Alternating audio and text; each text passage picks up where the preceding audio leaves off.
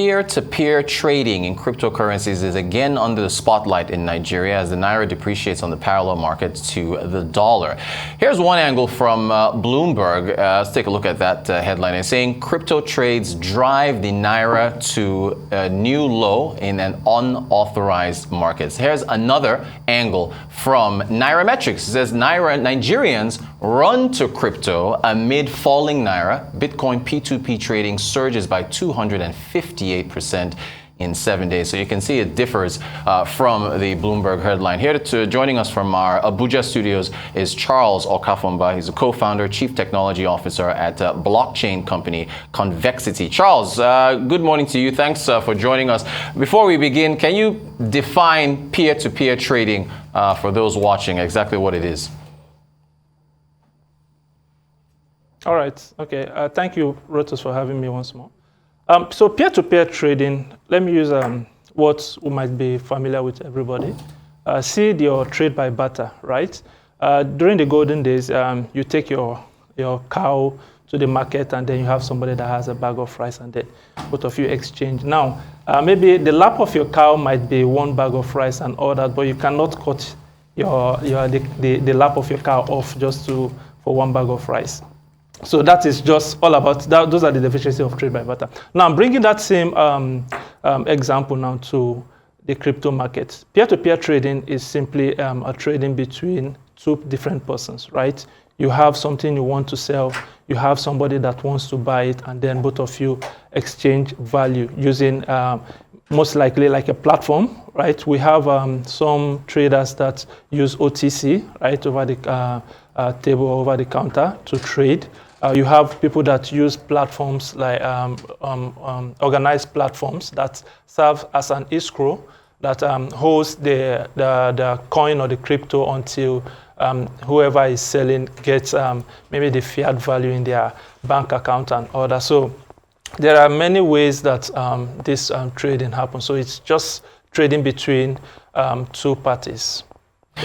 Great stuff. All right, so again, let's put up those headlines because I want to get your take on who's right and maybe who's wrong, or I don't know if this is two sides of the same coin. Let's look at the Bloomberg article, the headline, crypto trades driving the naira to a new low in an unauthorized market. So Bloomberg is saying that the trades are what's driving the naira to a new low. Let's look at the Nairametrics headline now. They're saying that the low is what is driving Nigerians to P2P trading, and they've seen a surge of 250% in 7 days. So what's your take? Are you in the middle?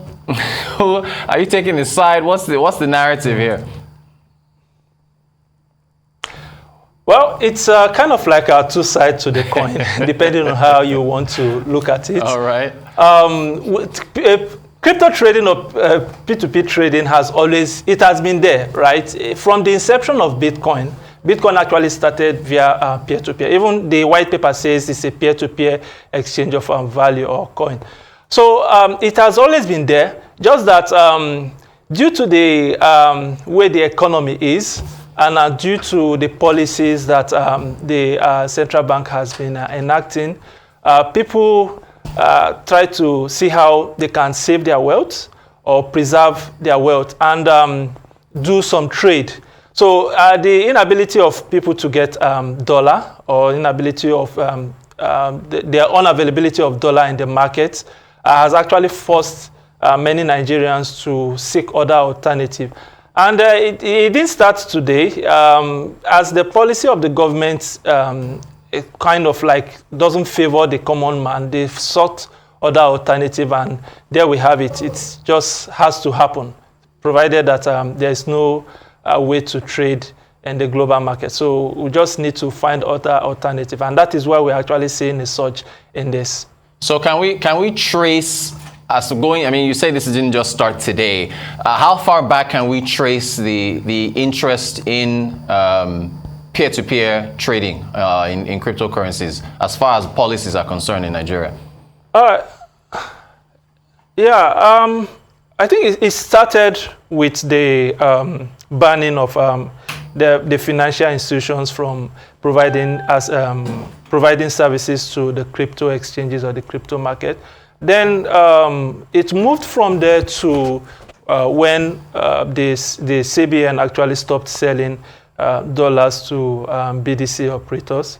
And that actually led to even more surge because we noticed during that period, a lot of BDC operators had to switch. You see them asking, okay, what is USDT? What is USDT? And that is because their own clients, which is maybe a much older generation, are now sorting for ways of getting, paying their overseas customers or clients or getting money out. So that surge has been happening. It's not like today. It's like a paradigm shift. We're experiencing a paradigm shift where people don't need to go meet the banks or go meet the central bank to get dollar. And Rotus, I was watching one of your program where you were talking about the funds or how much Nigerians have spent on education outside the country, and we're giving like 80. The central bank is giving a statistic of 80 million thereabouts per month. Actually, and based on your own statistics, 380 million. We have 300 and and all that. So, but these are the records with the financial institution, with the bank or with the central bank.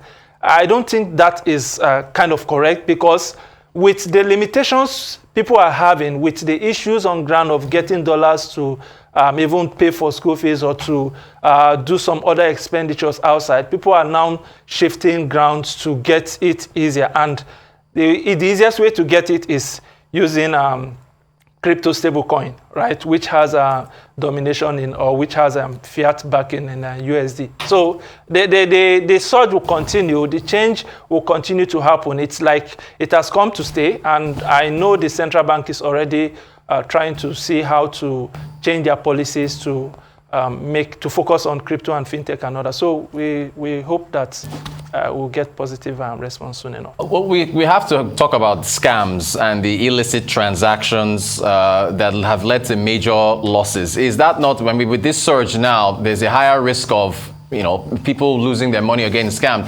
We're looking for data now from Chain Analysis, plus $10 billion in scams 2019 is now over $14 billion as of 2021. Is this not still a risk, Charles? Well, it's there's this saying we have: not your coin, not your Bitcoin. Not your key, not your coin, right? That is, if you don't have access to the key, you don't have access to your coin. Scams in the industry, let's just know that Ponzi schemes have been on for a long while, right? It didn't start today. And the coming of crypto, or the use of cryptocurrency, is just adding more to it. Using cryptocurrency to even carry out scam is like one of the most I would say dangerous for the criminals, right? Because we have a pseudo-anonymous technology, right, that can actually help the government to trace where this coin is going to. And there is something about the cryptocurrency space. Currently, we don't have that crypto as a viable currency off-chain or offline, right? That is, you go to the market and then you pay the market woman with Bitcoin, or you pay the market woman with Ethereum.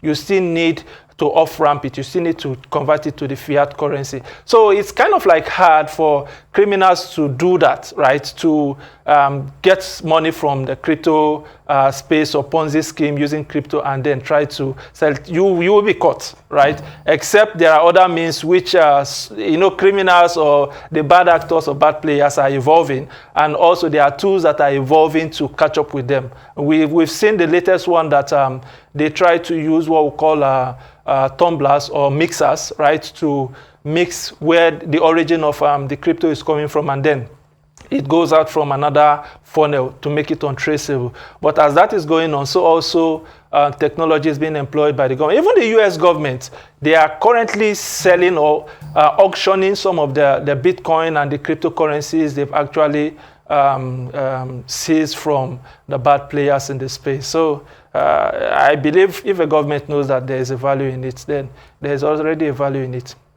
Charles, we run out of time. I wanted to talk to you about jurisdiction between the SEC and the CBN over regulating crypto, but we'll have you back another time to talk about that. Charles Okaformbah is Chief Technology Officer at Convexity blockchain platform, is also the co-founder. Thank you so much for your time. We appreciate it.